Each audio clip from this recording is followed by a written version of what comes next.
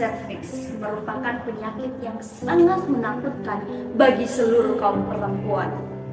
Kasus kanker serviks di Indonesia mencapai 36.633 dan ini menyebabkan Indonesia berada pada urutan pertama dengan jumlah kasus kanker serviks terbesar di Asia Tenggara. Mungkin di antara kita ada yang bertanya-tanya, sebenarnya apa yang menyebabkan sehingga adanya kanker serviks? Nah, kanker serviks ini disebabkan oleh adanya virus HPV atau Human Papilloma Virus. Nah, virus HPV ini diklasifikasikan menjadi dua, yaitu yang berisiko rendah dan yang berisiko tinggi. Dikatakan berisiko rendah ketika kutil kelamin atau lesi hiperproliferatif dia tidak berkembang dan tidak menjadi ganas. Biasanya virus ini akan hilang dengan sendirinya dalam kurun waktu 2 tahun. Namun dikatakan berisiko tinggi ketika kutil kelamin atau lesi hiperproliferatif dia menjadi berkembang dan menjadi ganas. Inilah yang menyebabkan sehingga adanya kanker serviks. Nah, kanker serviks ini terjadi karena virus HPV menginfeksi mulut rahim sehingga menyebabkan adanya pertumbuhan secara abnormal dari sel epitel squamous. Setelah mendengar tentang kanker serviks dan virus HPV, adakah di antara kita yang bertanya apakah infeksi virus HPV dapat diobati? Jawabannya adalah tidak. Alasannya adalah karena hingga saat ini belum ditemukan obat yang dapat menghilangkan virus HPV.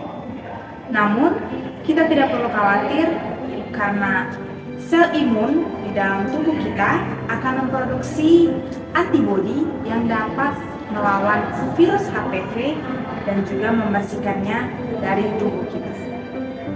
Dan juga virus HPV akan hilang dengan sendirinya dalam 2 tahun. Tapi perlu diwaspadai bahwa virus HPV dapat berkembang menjadi kanker serviks. Seperti ada pepatah mengatakan, lebih baik mencegah daripada mengobati.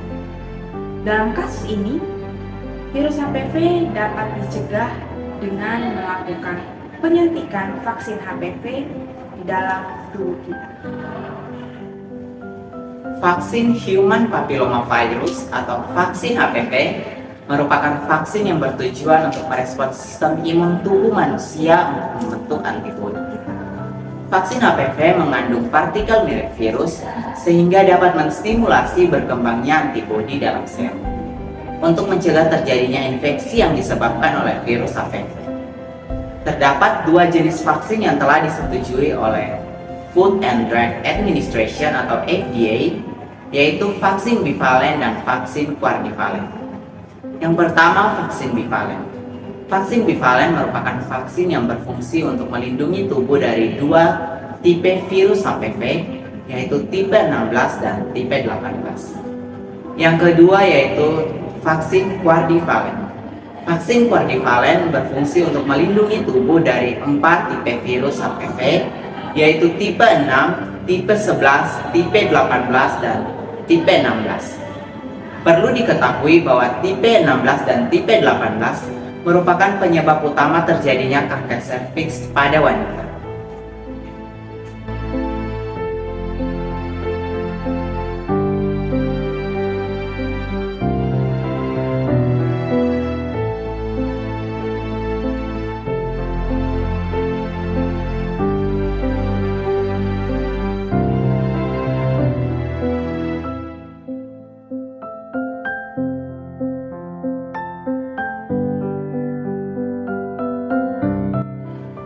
Setiap obat yang masuk ke dalam tubuh kita pasti ada efek sampingnya. Begitu juga dengan vaksin HPV. Efek samping di area penyuntikan pada vaksin HPV yaitu berupa nyeri, pembengkakan, dan juga pruritus. Efek samping sistematis dari vaksin HPV yaitu berupa sakit kepala, kelelahan, pireksia, dan juga mual. Efek samping yang ditimbulkan dari vaksin HPV ini tergolong ringan, sehingga para calon penerima vaksin HPV dapat merasa aman. Namun, ada beberapa hal yang harus diperhatikan dalam menerima vaksin HPV. Yang pertama, setiap calon penerima vaksin HPV harus memperhatikan kandungan alergi di dalam vaksin HPV.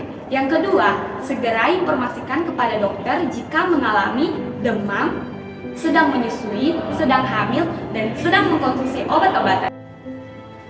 Nah, pertanyaan berikut untuk kita semua. Kira-kira siapa saja sih yang dapat menerima vaksin HPV? Apakah semua orang bisa menerima vaksin HPV tanpa melihat usia? Atau usia sangat diperlukan dalam pemberian vaksin HPV? Jawabannya adalah berdasarkan rekomendasi dari Center for Disease Control atau yang sering disebut dengan CDC pada bidang praktik imunisasi, yaitu ACIP. Nah, ACIP ini mengatur tentang pemberian vaksin HPV di dunia dan juga di Indonesia. Siapa saja sih yang dapat menerima vaksin HPV? Yang dapat menerima vaksin HPV adalah wanita yang berusia 9-26 tahun. Pemberian vaksin ini harus diberikan secara rutin, tapi tidak boleh diberikan kepada ibu hamil. Nah, ACIP ini mengatur tentang dosis pemberian vaksin HPV. Menurut ACIP, pemberian dosis HPV dibagi menjadi dua. Yang pertama, untuk wanita yang berusia di bawah 15 tahun harus diberikan sebanyak 2 dosis, dan kepada wanita yang berusia di atas 15 tahun harus diberikan sebanyak 3 dosis. Kita telah mendengar banyak tentang virus HPV dan juga pencegahannya melalui vaksin HPV. Jadi, jangan pernah takut untuk mau vaksin HPV. Sekali lagi, lebih baik mencegah daripada mengobati. Kalau bukan kita, siapa lagi? Kalau bukan sekarang, kapan lagi?